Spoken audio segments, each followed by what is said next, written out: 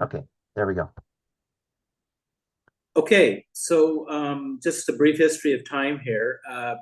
This reaches back to the mid 80s and what was known as local area planning as a city initiated exercise where the city sought advice on three topics starting in the mid 80s. One being the Arbutus industrial area, Arbutus land. Second was the townhouse zoning, which is, I think, Vancouver's best zoning, which we see throughout Kitsilano, 4 addresses per 50 feet of frontage, and then traffic and parking, of course. And one of the reasons that, or perhaps the main reason why the Arbutus lands was one of the tables in this process was because the city was effectively running out of land in the downtown core. And so there was a let go industrial lands policy. And this was back, it was actually the NPA. It was the Gordon Campbell Council of the day. Gordon Campbell is mayor, former premier. And folks like Carol Taylor were on council at the time, and Philip Owen and George Puel. And, MPA dominated. They had a long run where they were in control of council chambers, and Randy can give you the details. But it was this is essentially an NPA product, if you will, and it would be interesting to understand and trace back from ABC now to the origins of the NPA, because I believe you could argue, Randy will correct me, that they're a predecessor party here to now ABC being able to do whatever they want. And so this was the NPA's legacy, what I'm going to talk about here today. So the community of Kitsilano was invited to participate in the future of the Arbutus lands. Although the city had come with some bias, they had prepared reports about tower form, much of what we see now in the Broadway corridor, they were thinking about back in the mid 80s. And so studies were prepared with multiple towers, sort of dotting the landscape, different approaches to how public open space might be considered. And the community really pushed back. The community said no to towers, and in fact made a drawing that looked at low and mid-rise form in favor of towers, but still at very high urban densities. And why I think that's okay. So why the Arbutus lands exercise was important is, again, established neighborhood, established context, and the first of these let-go industrial areas at that, again, sort of precinct scale. The companion let-go industrial area happening at the same time was Collingwood, out, of course, East Vancouver towards Burnaby. And it was always considered as a tower exercise. And of course, it's mostly built out, and that's what was achieved there. But the residents of Kitsilano felt we needed to do something different for this established context. So, Kate, we made our own drawings. We defied the city. We as young architects, myself and my pal Sean McEwen, we drew our own future in a low mid-rise format. And lo and behold, the city actually had very good leadership among planning staff at the time. They took our work and they went back to the proponents who were being represented by IBI, now called Arcadis, representing the brewery site, particularly Carling O'Keefe, and said, look, this is an emerging political problem. Can you convince your clients, Carling O'Keefe, to do a mid-rise strategy without towers? And they convinced their client to do that. And so they came back, and we ended up, after 4 years or so of rancor and, sort of lighting our torches every weekend, we actually ended up putting the acrimony aside and having a shared effort to bring the project or the policy to council. And if you can imagine a packed Kits High auditorium without anyone dissenting, everyone in support, the community in support, only a few of us spoke. and the rezoning and the related policies, the community plan and the design guidelines were all passed unanimously. So it was a really fine example of once we got the form right, and this is why this is so important right now, what you're doing, Kate. Once we got the form right, all of the public process angst went away, and so it was a really nice outcome at the time. And then it took about 10 years of implementation, the market, one project at a time, and concert doing most of the sites, but there are a few other developers along the way. But essentially following a plan or an urban framework that we co-authored with the proponents. And so I can tell you that, a lot of the big tower sites downtown, Concord Pacific, Cole Harbor, a lot of people come to see those sites, but they also come equally, if not more, to see the Arbutus lands. Arbutus lands is world renowned. It's well recognized as a fine mid-rise example of how to do high urban densities, transit-oriented development densities in an established urban context. Um, and so that's the result of this accord that was reached through co-design, if you will, and the NPA under Gordon Campbell recognizing politically that this was a good outcome. And so we're all quite proud about that at the time and continue to be. And it's a certainly much better result than a series of 250, 300-foot point towers that would have happened otherwise if we hadn't pushed back. When that policy was being negotiated, if you will, we had a strong interest in heritage. And so you see, at the time we were going to try to retain the old brewery tower. It seismically had challenges, so it was rebuilt on the O'Keefe. So it's a brand new structure, but it's built as per the original plans for the brewery tower. And Kate, you probably know through the access tunnel through that tower, there's some interpretive background there to take note of. So that was important. But also very important was the 80-20 split of market non-market. We had a specific policy, not an aspiration, an obligation. And so that's where your co-op came from. And I do not know for sure. I haven't crunched the numbers, but what I understand is that the whole precinct, the policy, the project cumulatively never hit the 20%.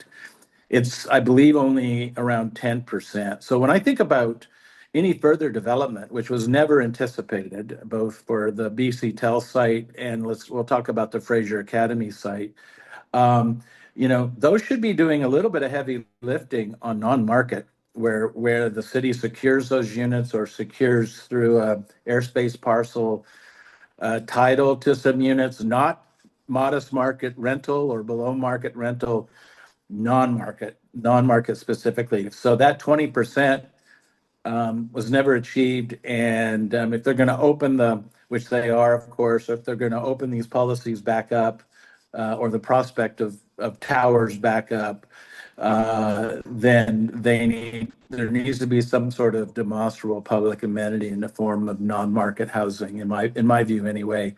I'll come back to that in a moment. But the Fraser Academy specifically, that site at 10th and Vine, the community argued very, very strongly for sufficient additional density so that we could create enough economic value through the redevelopment for the city to acquire that site, because we felt so strongly as a group of residents that the good work of the Fraser Academy, which of course continues today, learning challenges, dyslexia, and others, needed to stay, needed to remain there. And they needed to have the confidence of secured tenure in perpetuity. So we as residents forced the city to buy that site. And they were able to do that because we, the residents, agreed to additional density specifically for that purpose. So if you think about what's going on now with the BC Tel and what is I'll call it a coming attraction or distraction with the Fraser Academy site. It's salt in the wound, or just some acts of kind of almost being cynical that the city would come back. Yes, many years later, of course, and things are always changing, and perhaps policies aren't ever intended to stick over time. But I still can't help having been so emotionally invested in this project that here we were arguing in favor of mid-rise and we achieved that, and it was a very positive, proactive outcome. Uh, and a way to do a neighborhood without towers, if you will. And yet now to come back and say we're going to slam a tower in the Fraser Academy site because the city owns the site and they want to monetize their assets. That's that's wrong. But I don't know if it can be stopped because the city is looking to take all of their land holdings and get the most out of them. Um, so I don't know if you've heard anything, Kate. Maybe after I'm done talking, you can tell me. But I understand that there's a proposal coming soon for Fraser Academy, which great to upgrade their facilities, refresh the site, give them a new facility with some housing on top. But I would argue it must be mid-rise form and not tower form facing Connaught Park, and to honor the intention of the former NPA predecessor council and mayor who agreed with mid-rise there. So, but back to the BC Tel site, that was never going to be a development site. It was, and yes, technology changes, but we had always understood there was so much, I'll call it, spaghetti underground with all of the cabling coming into this one significant switching station strategically located, that we were just never needing to worry about that site. There was a microwave tower that I think shot to Bowen Island to help, with the networking of microwave transmission. All of that was understood to be untouchable. And so we pretty well left that site alone. You see it show up in the renderings that went to public hearing, and you might be able, Randy, if you haven't already, you could share one of those the brochures that we found and we put back up, the City of Vancouver urban design brochures. There's one on neighborhoods, and I'm not sure if the rendering with BC Tel is in that brochure, but I have those at home. I can't access them now from Mexico, but when I get home, I certainly could share those. But the idea was that that building is just hands off. In fact, so it raises some interesting questions to me that if my telephone bills, it was pre-TELUS, it was BC Tel. If my telephone bills are paying for that building and that site and those services, the question is, what is the public obligation of, TELUS or whoever the applicant or proponents are, if they're wanting to monetize their assets as well, which everyone seems to want to do these days. Do they have a public obligation here, or and market rentals not sufficient as a public amenity, if you will? Do they not also have a obligation to contribute to the shortage of non-market 80-20 split that if we're at 10% now, that additional 10% that was never achieved? I think it's an interesting question, and I also will say there's no corporate memory about anything I'm talking about at City Hall. It's long gone. None of the community planners who were there are there anymore, and I'm maybe one of the lone continuous threads on this history. But if that site's going to develop, does it have a social obligation is a question. Now, when I reflect on the public hearing for the Arbutus lands, again, a love-in at Kits High, Gordon Price, I don't know, Kate, if you know Gordon Price, but he was our urbanist counselor with the NPA for many years, and was the second to sort of lead the city program at SFU. Now it's Andy Yan. Andy Yan took over from Gordon Price. But Gordon Price stood up on the floor of council and he said, and he appreciated the mid-rise exercise and absolutely agreed with that, and said further that the character defining qualities of this site and the scale of buildings for this site should not reach above the tree line on 12th Avenue. So if you know that, yes, trees are always growing and yes, they're deciduous and all that. But the idea was that the ambient, as a kind of an urban fabric, mid-rise fabric, as an ambient idea, not a series of spikes, just poking up, wherever you can fit towers in. This was more about, how to really think about urban mid-rise form that's of a human scale that's still connected to the ground in terms of vertical height. So he decreed, and everyone absolutely agreed at the time. Again, an NPA counselor that we need to stay below the tree line on 12, and so that really set the height overall. And then most of the higher buildings, including the O'Keefe Tower, those were gathered in the middle of the site. So there was less impact in terms of noticing the additional height on the edges or was shadowing. And then the edges themselves, along 12th, and of course, you look on Vine Street, those are all kept more or less to the scale of the buildings across the street, which were, 3.5 story houses, of course.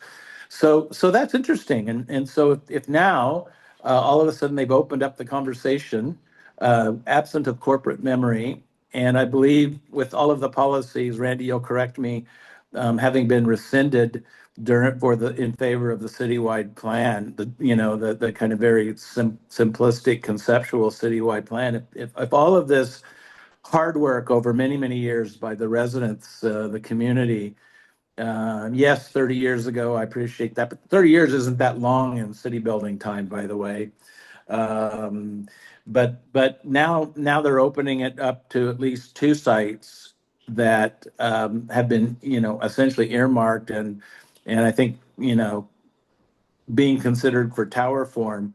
What does that say about all of that work and, in fact, the political, support for mid-rise? So I think there's, if Telus or whoever again want to develop, then put a mid-rise building there and do an aggressive one.